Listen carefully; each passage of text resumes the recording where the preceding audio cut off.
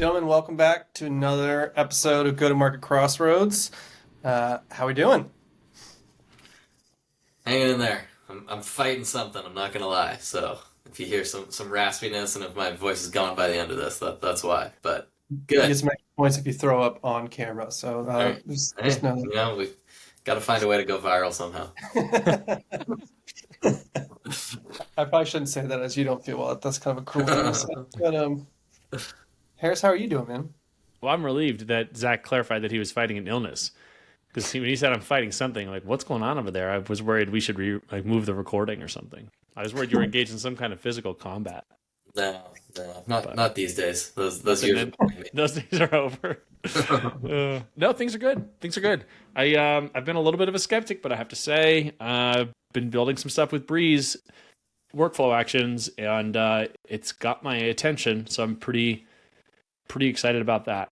So there's like parts of Breeze AI inside of HubSpot that are starting to work, I think, really in interesting ways. Others that are still a little shaky, but some really interesting stuff that was like, oh man, if I'm a RevOps person, this is nice. I could stand this up really quickly. I just finished recording that, so I'm still coming off of that like Loom sesh, Loom session. But yeah, so otherwise things are cooking. But I've been watching Breeze forever, and I feel like it's finally like, oh, I mean, and I know it takes a long time, and I appreciate that HubSpot just ships quickly. But I love when use cases start to come together, where you feel like, okay, yeah, this is actually going to save people time, and it's not speculative anymore. So yeah.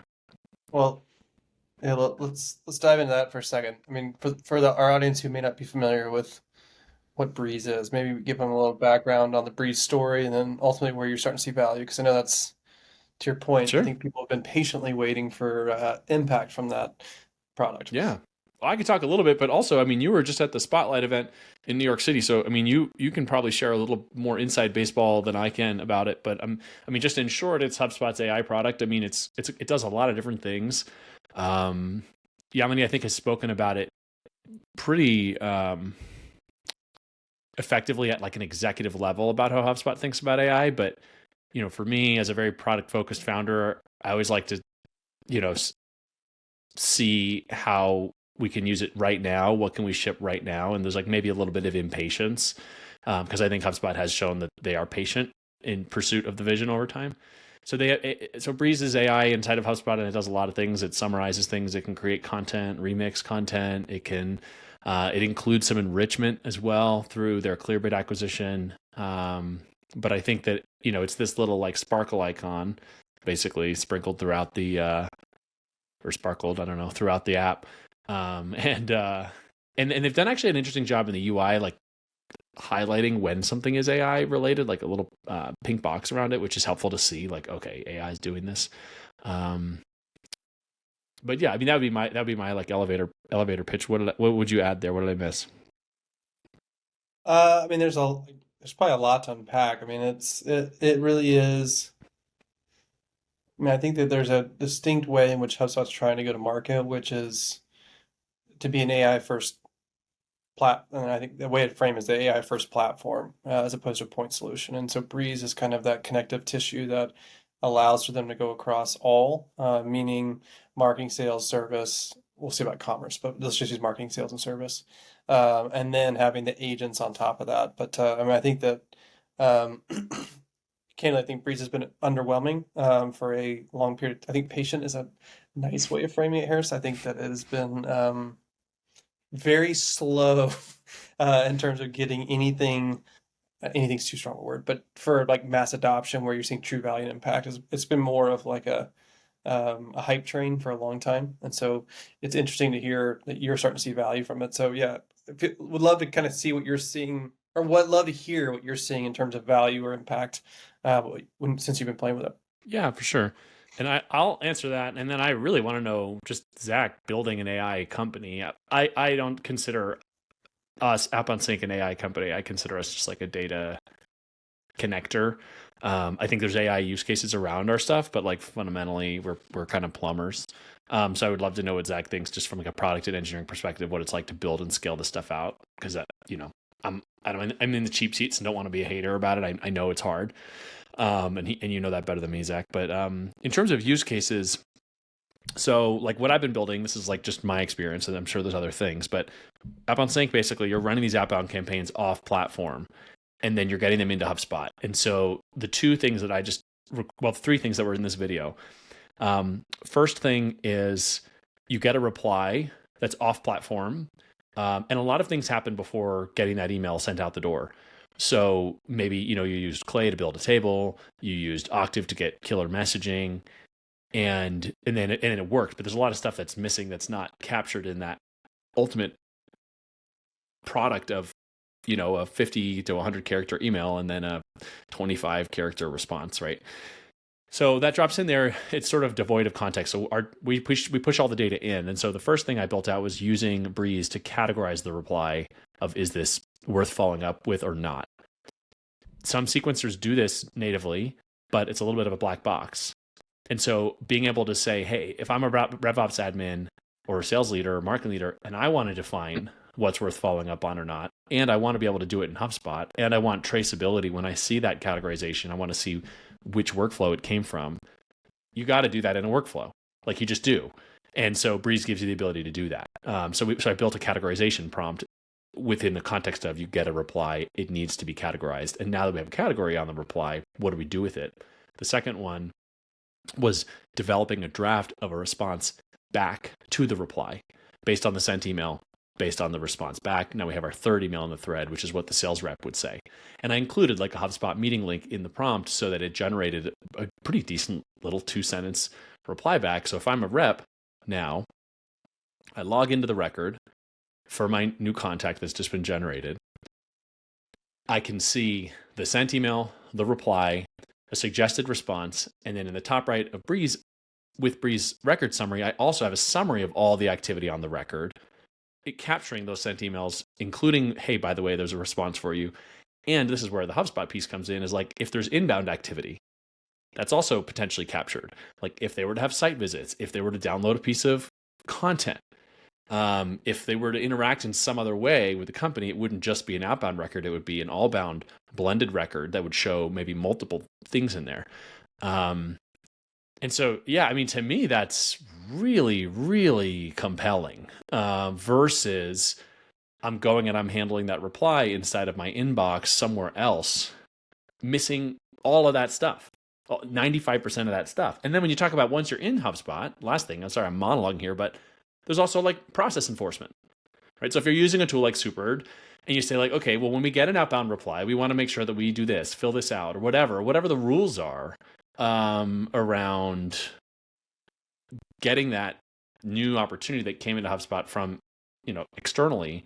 And now we need to like absorb it into our organization and our process and our data hygiene rules and whatever else.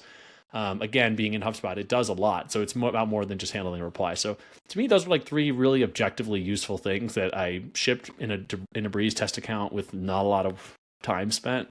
And like I'm going to share it with our users and say, hey, you should think about this.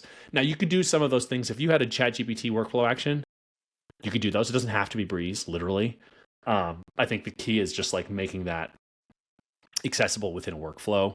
I think there's But Breeze does the summary part well. And then the other two parts of categorizing and drafting the reply, those technically could be API calls to another tool, but Breeze did it well, and you've got the credits and you're already paying for it anyway. And so there's benefits to why you might want to do that. Anyway, monologue off, but that's what I've been working on the last day or two. And yeah, it's been a real change of mind for me in terms of how I'm thinking about it. It's a lot closer than I would have thought a week ago. Yeah, and I think I know you had posed a question to Zach. I think we're starting to see that, and I think it's only going to accelerate. I was going to show you guys a Ooh, while you were talking. I was trying to find this. I had the team put together. Was this a 3x4? But really kind of around Breeze Intelligence, the co-pilot, the data source, the agents on the good, the bad, the considerations. And I think what you're describing is the workflows. There's a lot that you can start to do there, which they haven't had access to that. There's of course things to be worked on. So it's just kind of a snapshot for us to be mindful of how we should be thinking from a product perspective. And it's also been interesting too, because even since you referenced Spotlight, which is all about kind of how they're thinking about AI within their platform. But since then, they announced the acquisition of Dashworks, which I don't know if we can talk about that too if you guys want, but um, it's not slowing down. And Yami is very adamant on how do they enable organizations to be AI first companies by leveraging HubSpot. So I think we're only going to see this accelerate in terms of use cases and benefits. I don't know how much more acquisition, but it's nice to see that what you just described is possible because they do want that to be on platform, and taking unstructured and structured data and giving that insights inside of HubSpot for go-to-market leaders. What was the acquisition they made? I missed that one. Dashworks, and so a lot of what they're talking about, like one of the big kind of concepts is structured and unstructured data. Hmm. And the way I just think about that is like on and off platform. And so Dashworks serves almost like a knowledge base that can capture information across all the apps within within your organization. And so it becomes almost like an AI assistant for anybody in your organization. So BDR, sales rep that's trying to find things, it becomes a quick assist tool for them. Got it. Like a universal search, kind of like chat. Correct. Okay, Almost gotcha. like like your own intranet of like all these different but disparate sources. So it's again outside of HubSpot, it allows all that data to start coming in into one place, which is a pretty compelling vision. It's probably gonna take a little time to integrate it, but that's ultimately where they're going. I think that was just like yesterday or something. I think it like just happened, Yeah, or maybe it was Monday. yeah, it was middle or late last week. Yeah. It started to come out. Actually, it was the day we recorded this because Oh, there you go. I just met with the HubSpot team and they announced the same day. So is the Breeze, you have to purchase credits on top of your licenses to use Breeze? Is that how it works? Is that what That you were part saying? is not totally clear to me. Brendan, you can probably speak to that with more authority. I think that if you're on a certain tier of plan, you get a certain amount of Breeze credits without a separate subscription. That I know because I've just like started using it, but I don't Yeah, know fully. yeah, they've been up. They're up. I mean, the short answer is they're updating their pricing, and so all this is being fleshed out. A lot of what their focus was historically is let's make it cross-platform as opposed to one product, and let's give people access to it to see the value, and then we'll figure out how to monetize it. Mhm. And so that's where it's going to start. I think we're getting, as you just heard Harris talk about, he's starting to see the impact, and now I think they feel like they can capitalize on that. So. Um, that the credit concept is in place now. What thresholds and things of that nature is, I think it's going to come out more and more in the next few months. What what's your feeling about the longevity or not of seat-based pricing? Like in this new world, do you think seats are there's just so much gravity around that and people it sticks around, or are we really going to see a fundamental shift? I'd be curious to know. I mean, y'all are more in the seat-based pricing, or at least, well, not you, Harris, necessarily, but Zach. I mean, what do you? I mean, you're more in the software category. I can give you some buyer sentiment on what I'm seeing, but man, I think you probably live in that all day, every Yeah. day. So what are the recent trends you're seeing? It feels I'm getting more bullish, I guess, on a like the future is consumption of some sort. It just feels like the water's gonna find the crack, and that's kind of like seats are just gonna like feel more and more kind of like obtuse as more stuff gets automated and stitched together with APIs, and humans are becoming more generalists in ways. Like it just that's what it's feeling like to me. I don't know. I think for the big, for the HubSpots and the Salesforces, it's gonna be a painful transition. I think for if you're a younger company like us, we just get to say it. All right, it's consumption. Like let's just make the business model work. Well, I Um, think I mean Salesforce already signaled they're moving that direction over time. yeah. I think if we take a step back, I think it's important to understand why it would go that direction. And so if we take like macro themes, you've got technology providers moving from point solutions to platforms, and they want to own that kind of go-to-market journey. They're trying to get all data sources connected inside of that. And there's just a reality that, like, with efficiency gains from data and technology, there's going to be fewer people. And so, even just from a pure, like, revenue, how do we continue to grow? The usage-based concept makes a lot of sense. And I think all these kind of concepts around talking about data kind of are ways to kind of start to build that momentum and movement towards that. So I, although it's a long-winded answer to your, or long-winded response to your question, Zach, which is, I do think it will become the norm. Now, how fast that is, I think is a different question, but I think that is where the market is headed. Yes. It's interesting. It reminds me, I was when I worked at DocuSign back in the day, they had seat-based pricing and consumption-based pricing at the same time, and it was basically the best way to create absolute chaos of like you ended up as a seller being in all these scenarios of like, okay, low volume use case, but lots of people, I need to sell seats, few people, high volume, I need to sell volume. And then you were just like, in every deal, you're just like, I hope they don't find out about the other pricing model. It's like, we were always in this like, oh my God, if they find out about the API volume pricing, like this deal's going to fall apart. So you definitely can't have both. I know that. Yeah. Yeah, and I think it's going to be, I mean, to your point, I mean, I get why companies want to go that direction. I think from a customer perspective, look, things change all the time and people Yeah. will adapt, but like the education around, I mean, Harris, well, it's kind of funny because I mean, you just changed your pricing Mhm. model. Mhm. So you are very much in this world of like, how does the buyer experience it? And your example actually was super, like, it was more intuitive for the buyer to understand. So I was going to argue the opposite, but you had the data to suggest that it actually is easier for the buyer. And maybe it depends on who you're selling to and what the product is. Um, but it feels more confusing just because people aren't accustomed to that type of consumption model. Yeah. In our case, it was more intuitive to go more consumption based, like how many emails have you sent? I think we talked about that a bit in previous episodes. So if you're new to GTM Crossroads, go listen if you want to hear me talk through that.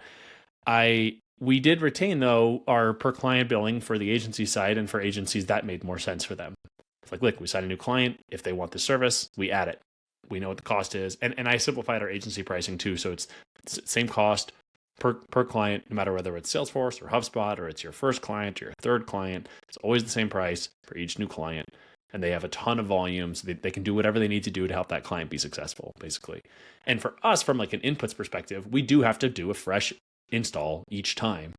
And we have to work with their customers team to define what they want in HubSpot, how they want it in HubSpot or Salesforce.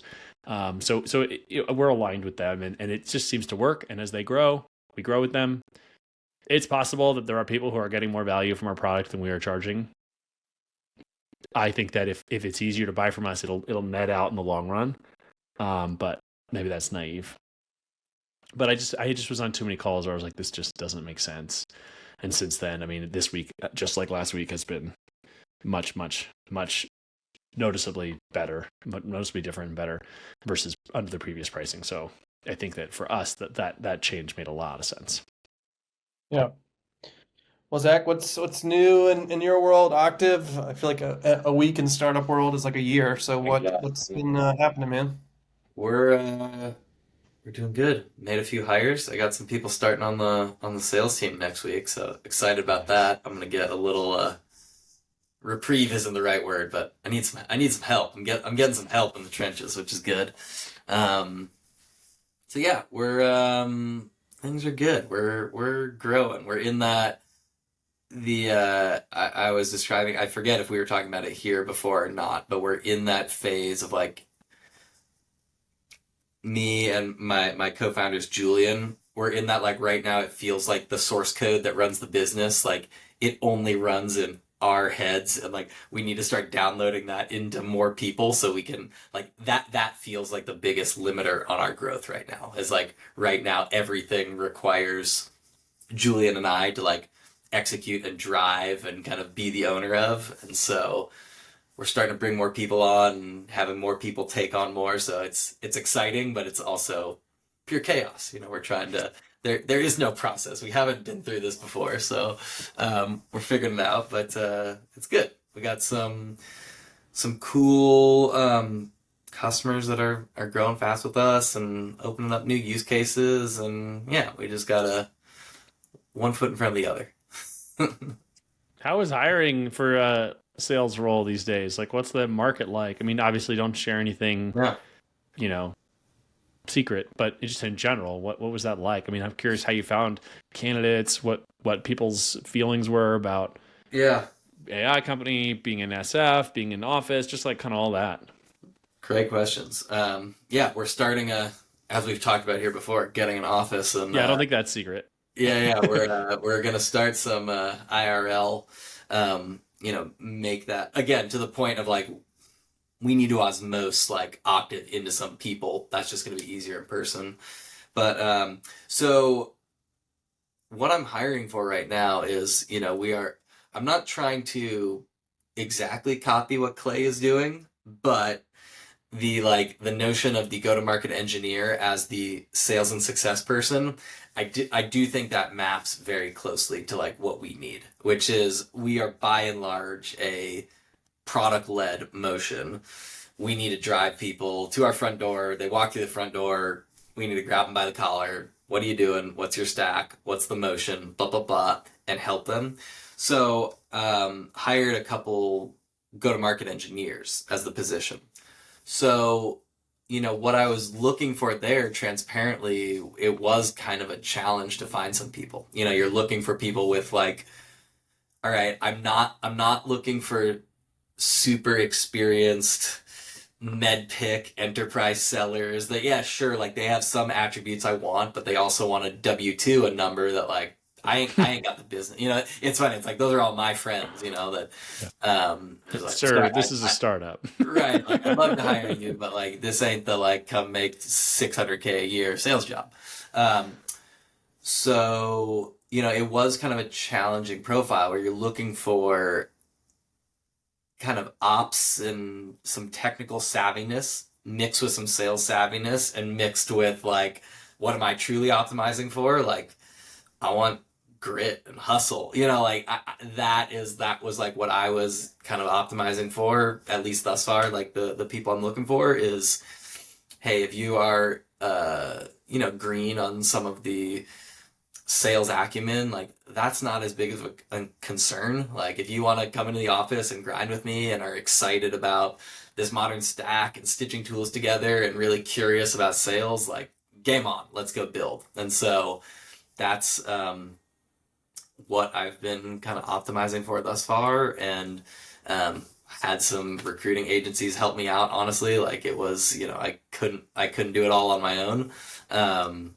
But yeah, I'm excited. We'll see how it works. I think next year will be like starting to line up more of like what does a Octave, enterprise motion look like. But really, right now, I just want to have a team that's optimized for onboarding, activation, success. Just, I want everyone to feel like this is a company that we are honest, high integrity. We will tell you what we're great at, and we will tell you what we're not great at. And like you can come here, you can get somebody on the phone, and like that's, I just want to build a team of people that are excited and hungry and savvy and like want to build cool stuff and want to do that out in public and post about it on LinkedIn and like all those things. I think is kind of like the modern playbook. So I don't know. I feel like I'm just rambling on now, but like that's been like what I'm trying to optimize for. And yeah, I found some people that I'm excited about and interviewing some more.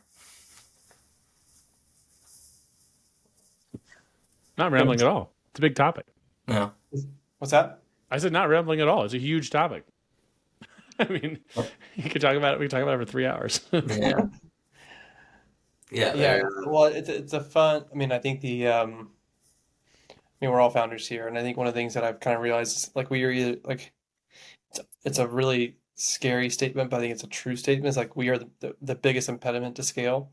And if we can't scale, meaning if we can't scale beyond ourselves, then like we don't have a viable business. And so like that's always a scary path, like scary season you're in, but like such a necessary one to say like, Yeah. hey, I need to delegate and empower a team so I can work on the business, not in the business kind of narrative. And Yeah. I think the way that you were just even the reps that you're just describing make a lot of sense. And I was trying to find my notes because I interviewed Jeremy Donovan, who runs the sale, well, isn't run it, but he's part of the Center of Excellence for Insight Partners, and he has this framework for reps that he talks a lot about, which is ICCE. I'm probably going to butcher it because I'm trying to remember. It's like intelligence, coaching, curiosity, and like experience. But I think I screwed up one of the C's because curiosity and coachability to me are pretty similar.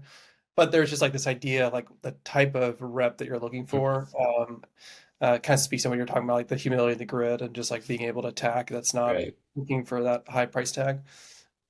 Those are the fun hires though, if you can find Yeah. them. Like you I mean, can it's, really yeah, build. I'm like, You can build with we still, we're still a pirate ship, you know. I'm looking for people to board the ship, and hey, it's gonna be messy, and we're gonna have fun, but it's gonna be chaos, and yeah, people that can thrive in that. And I was like, I was pretty fearful, honestly, of like, okay, like somebody that has like a depth of experience, but has only done that at larger companies with the infrastructure and scale and brand and all those things. It's like, I'll optimize for green and somebody that's like just been trying to grind it out at a bunch of places you haven't heard of, because like I know what that's like, like that takes a different type of yeah, just hustle. Yes, I just found it's actually not curiosity, which I love curiosity by the way, but No, it's character. So it's character. intelligence, character, coachability, and experience are kind of the big four that he Yeah. talks a lot about. Now, what season of your business obviously changes by how you index to what's most important. Hmm. But yeah, I think I've realized too, like where you were going with it. I think it's so easy to be caught in like how we think and not realizing like there are different seasons of life and things that people want, and like what you're experiencing is like there's still that like profile of people that want to build like something special. And there's a guy named Horst Schulze who, guys, I haven't even had my Southbound hat on this whole Yeah. time, guys. But he's speaking at this is a little plug for Southbound, but also what we're talking about. There's Horst Schulze who used to run the Ritz Carlton, and one of the things that he talks about is like if you think about the interview process, we think so much about the paycheck being the most important thing, but on a scale of like 1 to 10 of like priorities for people, pay is actually number 7. So it's like way low on like yes, it's a need, but really what motivates people, the number one thing is purpose. And so being able to invite people into a purpose that they can get excited about that's bigger than themselves is actually the number one thing that people want. And so like when you think about Octave or outbound, depending on how you're looking to build, it's like how do we, and something we talk a lot about RP is like how are we inviting them into something bigger than just what we do, that will motivate people to want to come and then build their careers here. So um, I'll get off my soapbox, but Totally. that is I get very passionate about these topics. Yeah, no, no.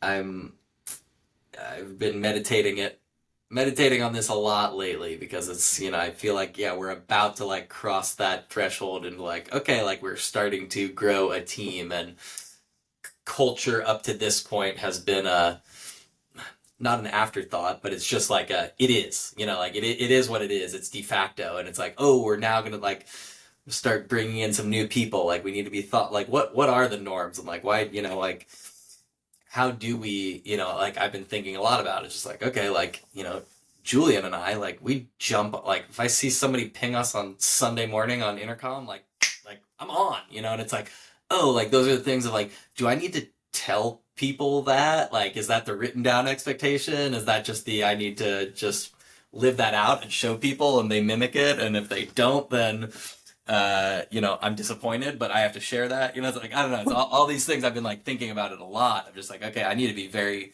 very clear on like what my expectations are and what are not just mine. It's like what are Octave's expectations? Like we're all a servant to this. To your point, like the bigger purpose, the idea. Like let's turn this thing into something great, or we're busting our hump for nothing. So it's like how do you really instill that in new people is something I've been thinking about a lot. I love, well, this is probably another topic for another day, but I could even just show, yeah, you're codifying your ethos and the things that you guys, what you care about. I could even share, like, this is something that oh gosh, click up. So we call like our operating principles, and like we have our values, and then like the actions and behaviors associated with that, Hmm. so that like it's very clear what we expect from you and what you should expect from me.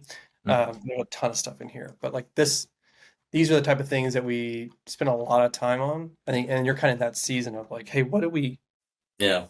what do we like truly value? Not only just what value from, but like what are those actions and the behaviors we want from our people? Highly encourage you to do it. Yeah.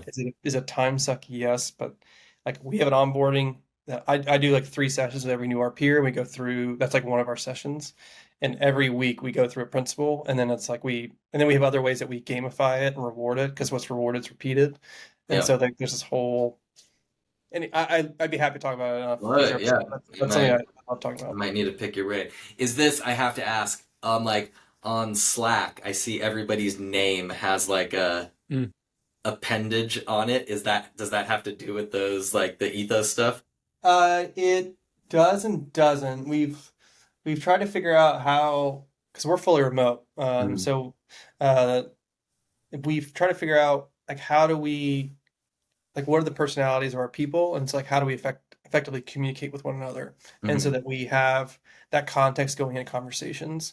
And so we've played around with those different like ways of. I There's so see. many different tests that you can do, Okay. but that's what that one's about. Okay, cool. I dig Well, it. you got one of them over your shoulder there on that Bluff, right? I've seen Oh Caleb yeah, at yeah. Super talk about that bottom line up front idea, and it's a pretty interesting. Like I can say, just from an outsider perspective, I've seen now with those RP's ideas being in Super and seeing Super people talking about them on LinkedIn and stuff like that. It does seem like whatever those ideas are, it does seem like people are picking them up. And like Caleb has been pretty open about, he used to work for HubSpot, now he's at Super. He's been pretty open about like his how he felt about that coming in, and now how it affects how he works. And it seems like it's a pretty good I don't know, testimonial or something like that. I mean, not to be too Well, evangelical about it, but that's kind of like how it feels a little like it has like a little kind of a there's a strong cultural component to cultish. that. Yeah, yeah. But No, yeah, yeah. Your I words, mean, not mine. I think the way that we try to frame it is that this is an invitation, and Yeah, it's like you either like buy in or you don't. So like either you opt in terms of like the culture and the things that we care about, or you don't, and it's perfectly fine if you don't. But like just know we want you to have complete visibility coming in that these are the expectations. And I know that can be a powerful is the wrong word, but what's the right word? Expectations has like weight behind it, but it's intentional to have weight behind it, because that's what, yeah. yeah. So like that emblem it has all our principles inside of it, and Super carries a lot of the same principles. But yeah, like Bluff is a great example of what we try to come up with. This what is the RP way? So there's like 40 principles that we have in total, but we said we don't. There's no way that every our peer is going to know all 40 principles. But like, what are if they do these few things right? That if we do that well, it'll permeate to other areas of the organization. And so, like the RP way statement is: RPer will bluff, recap, give. Excuse me. An RPer will bluff, use RP format, recap, and give feedback to those who don't. And it's like if we only do 4 things, those are the 4 things that we need our team to do. And then that will kind of really set us apart. And so you've experienced the bluff. The bluff is like, how do we create an executive summary before we go into the details? And that was all inspired. I'm going to use a Southbound plug here again. That's all inspired by like the Chick-fil-A model. And regardless how you feel about Chick-fil-A, like if you go into a Chick-fil-A store, and I'm assuming you guys have Chick-fil-A's around you, if you say thank you, what do they respond with? You're welcome. I haven't been Oh in. gosh, guys. All right. Next time you go to Chick-fil-A, just think about it. They'll say my pleasure. And it's this idea, and that's actually from Horst Schulze, the guy we talked about earlier. But it's this idea, like how do we go the second mile from a service perspective? And like they've ingrained it into every single Chick-fil-A person. If they don't, they actually like they take them back to the kitchen and reprimand them. But it's like, hey, this is what the expectation is. Yeah, And so then it's like there are flowers on the table. They bring the food out to people. It's a way that they kind of capture that sentiment of the second mile. yeah, And so that's what we've tried to do on our side. I love it. Do you guys ever remember Chappelle's show? Yeah. Yeah. It's like that. It's like the opposite of the pop copy skit. You remember that one? It's like a copy center where they don't care about service. And Yeah. Yeah. like, talk to the manager. I am the manager.